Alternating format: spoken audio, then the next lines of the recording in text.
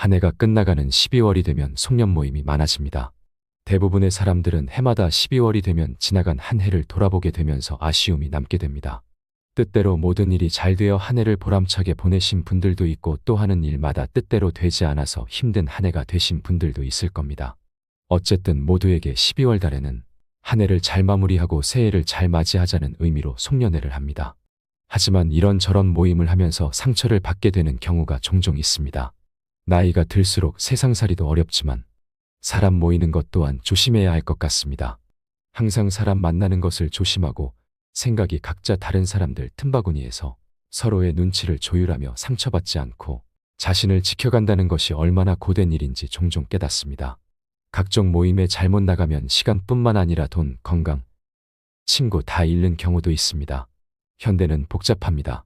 자식들은 장성에서 대부분 따로 살며 예전처럼 부모를 잘 보살펴주는 시대가 아니라 내가 나를 잘 관리하지 않으면 안 되는 시대입니다. 저 역시도 6개 정도의 모임이 있었는데 퇴직하고 나이가 먹어가니 굳이 내가 스트레스 받는 모임을 나가야 하나 라는 회의가 들면서 점점 나가지 않게 되어 모임이 서너 개로 줄어들었습니다. 그래서 오늘은 퇴직하고 나이가 들수록 절대 나가면 안 되는 모임 3가지에 대해 알려드리겠습니다. 첫 번째, 위계질서를 중요하게 여기는 모임. 우리 사회의 뿌리 깊은 문화 중 하나는 위계질서입니다. 위계질서의 사전적 의미는 관등이나 직책의 상하관계에서 마땅히 있어야 하는 차례와 순서로 풀이됩니다. 다시 말해 서열이 짬밥 순으로 정해진다는 것인데요. 어릴 적부터 나이로 구분된 단체 돌봄과 의무교육 그리고 대학과 군대, 회사 생활로 이어지는 조직 문화에 노출된 우리는 위계질서와 연공서열을 당연하게 인식하는 경향이 강합니다. 위계나 서열은 어떤 조직에 속해 있거나 회사 다닐 때나 쉽게 동의하고 따를 수 있습니다. 하지만 대부분의 사람은 퇴직 후에도 그런 계급이나 위계질서 속에 있고 싶지 않을 것입니다. 그런 모임 속에 속해 있다면 뿌리 깊게 박힌 위계질서의 마음이 사람들과의 관계 속에서 불편해하고 스트레스를 받게 될 것입니다. 수직적 위계질서와 상명하복 문화가 남아있는 모임이라면 당장 나가지 말아야 합니다. 특히 현직에 불렀던 직함을 퇴직하고도 모임에서도 그대로 사용하는 경우가 대부분입니다. 국장님, 과장님, 부장님, 상무님 등 현직의 직함을 퇴직 후 사적인 모임에서도 그대로 부르는 분위기다 하면 나이 먹고 스트레스 받는 모임이 될 경우가 많습니다. 현직에 있을 때는 나이 어린 상사라 하더라도 조직 생활이고 생계수단이니 어쩔 수 없이 상사에게 깍듯이 해야 하지만 퇴직 후에는 상황이 바뀌었습니다. 그냥 똑같은 평범한 수평적 관계입니다. 최악의 경우는 부부 동반일 때 더 심합니다. 직함을 부르고 그런 상명하복의 위계질서의 모임이라면 굳이 나가서 스트레스 받을 필요가 없습니다. 두 번째, 회원 간에 서로 시기하고 질투하는 모임. 초등학교나 중학교 동창회가 그런 경우가 의외로 많습니다. 모임을 하면 회원들 중에 잘된 사람들이 있습니다. 사회적으로 명망이 있든지 돈을 많이 벌었던지 자녀들을 잘 키웠든지 하면 축하해줘야 하는데 시기 질투하는 사람들이 많은 모임은 피해야 합니다. 너무 고생했네. 축하한다. 자녀 잘 키웠네 하면서 축하해주는 분위기가 아니라 에이, 옛날에는 나보다 공부도 못했는데 옛날에는 못 살았는데 별거도 아닌데 자랑만 하네 하며 뒷담화하거나 비아냥거리거나 시기하는 그런 경우가 의외로 많습니다. 동창이라는 이유만으로 모이는 모임, 특히 시기 질투가 많은 모임은 절대 가지 마세요. 스트레스 받습니다.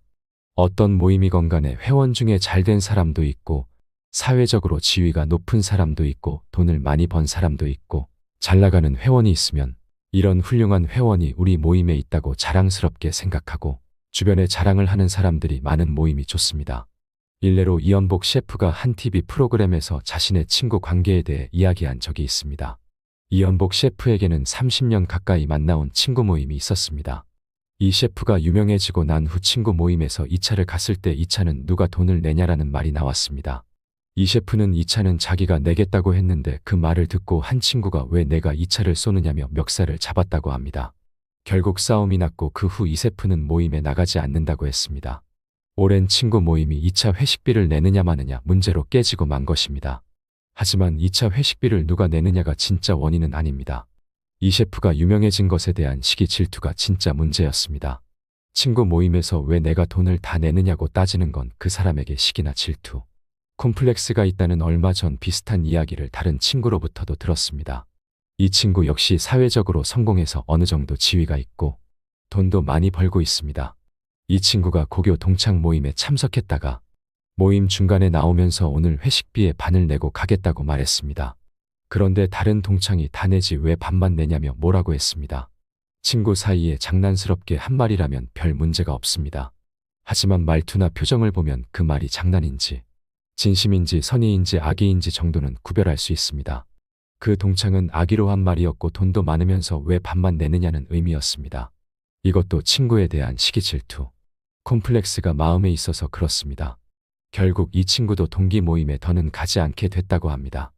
회식비를 받는다 해도 문제고 다 낸다 해도 문제입니다. 그럼 n분의 1로 나눠내면 문제가 없을까요? 그것도 아닙니다. 성공해서 돈도 벌었는데 친구들에게 한턱을 내지 않는 쫀쫀하고 야박하며 베풀 줄 모르는 이기적인 친구가 돼버립니다. 이런 사람들은 욕을 피할 수 있는 방법이 없습니다. 뭘 해도 비난받습니다. 그래서 결국 성공한 사람은 모임에 더는 나가지 않게 됩니다. 어쨌든 이런 문제로 성공한 사람이나 돈을 번 사람은 자신의 옛 모습을 잘 아는 친구들, 즉 자기가 잘 나가기 전, 성공하기 전부터 알고 지낸 친구들 모임에 나가기가 힘듭니다. 업무와 관계없이 순수한 인간관계를 이어나갈 수 있는 좋은 모임이라 해도 소위 성공했다는 사람은 나가기가 어렵습니다. 성공한 후 사람이 변해서 모임에 나가지 않는 게 아닙니다. 모임에서 상처를 받아 다음부터는 안 나가게 된다는 게 좀 더 정확한 답입니다. 세 번째, 술로 시작해서 술로 끝나는 모임. 인생 뭐 있어? 하면서 술로 시작해서 술로 끝나는 모임은 피하셔야 합니다. 우리가 제사 지낼 때 조상님께 술 한 잔씩 올리잖아요. 결혼한 부부가 첫날 밤에 술 한 잔을 하고요. 멀리서 친구가 찾아오면 서로 우정을 나누기 위해서 우정주를 한 잔합니다. 그 술의 역할은 기분 좋게 상대를 이해하고 감사함을 나누는 것입니다. 근데 술로 시작해서 술로 끝나는 모임은 술이 만땅이 되어야 직성이 풀리는 친구들이 있습니다. 술을 많이 먹고 한 소리 또 하고 과거에 이랬느니 저랬니 하면서 불평불만 늘어놓는 친구도 있습니다. 뭔가 주제도 없고 밑도 끝도 없는 얘기만 반복하는 친구도 있습니다. 그리고 술 많이 먹고 휘청거리고 넘어지고 하는 친구도 있습니다. 남는 것도 없고 뒤돌아서면 서로 흉보기 바쁩니다. 굳이 이런 모임을 가야 되겠나 싶은 생각이 듭니다. 이런 모임은 가능하면 절대 참석하지 마세요. 매년 이맘때가 되면 이어지는 송년회 모임에 걱정부터 하고 나서는 사람들이 많을 것입니다. 오늘은 얼마나 마시게 될까? 빠지면 안 되는 모임인데라는 걱정과 함께 오랜만에 보게 될 반가운 사람들 생각에 조금은 들뜨기도 합니다. 송년회는 지난 한 해를 뒤돌아보고 잘 정리하는 자리입니다. 하지만 안타깝게도 일부 잘못된 음주 문화가 좋은 뜻을 그르치고 있습니다. 언제부턴가 술과 함께하는 흥청망청 송년회 문화가 자리 잡은 것입니다. 예전처럼 부어라 마셔라 시작해서 술로 끝나는 송년회가 아니라 구성원 및 가족들과 함께하는 의미 있는 시간을 만들어 나감으로써 새로운 송년회 문화를 정착시켜 나가야 합니다. 모임을 아예 나가지 말라는 게 아닙니다. 어떤 모임이든 장단점을 가지고 있습니다. 사람과의 소통이 이루어지는 공동체는 그만큼 제약되는 부분과 허용되는 부분으로 어느 정도 좋아지는 것 같습니다. 하지만 그 범주를 벗어나 도드라지거나 흐트러뜨릴 경우 부딪힘은 따라옵니다. 그만큼 인간관계에서 발생하는 문제가 큰 것 같다는 생각을 해봅니다. 오늘은 퇴직하고 나이 들수록 절대 나가면 안 되는 모임 3가지에 대해 알려드렸습니다. 첫 번째, 위계 질서를 중요하게 여기는 모임. 두 번째, 회원 간에 서로 시기하고 질투하는 모임. 세 번째, 술로 시작해서 술로 끝나는 모임. 이런 3가지 모임은 나이가 들수록 가능하면 나가시지 말고 서로 만나서 우정을 나누고 좋은 얘기로 위로해주고 격려해주는 모임을 나가시기 바랍니다. 좋아하는 분야의 것들을 공유하고 의견을 나누고 교류하는 일은 참 매력적입니다. 서로 엮어주는 끈과 같은 역할을 해주며 서로 성장하는 것이 되고 있다면 그 모임은 잘 굴러가고 있다고 말할 수 있습니다. 나에 있는 그대로의 모습을 사랑해주는 사람들이 있는 곳으로 갑시다. 굳이 내가 그 사람들에게 맞추기 위해 변하려고 애쓰지 말고 힘들게 노력하지 않아도 나를 좋아해주고 응원해주는 사람들이 있는 모임에 참여하세요. 노후의 친구는 가까이 있어야 하고 자주 만나야 하며 같은 취미면 더 좋다는 말처럼 같은 취미가 있다면 더욱 좋은 모임입니다. 만나자마자 급속도로 친해지는 것은 조금 경계해야 할 필요가 있습니다. 나태주 시인의 오래 보아야 예쁘다. 너도 그렇다. 라는 시처럼 사람들과의 관계는 시간을 두고 조금 오래 보는 것이 좋습니다. 오늘 준비한 영상은 여기까지입니다.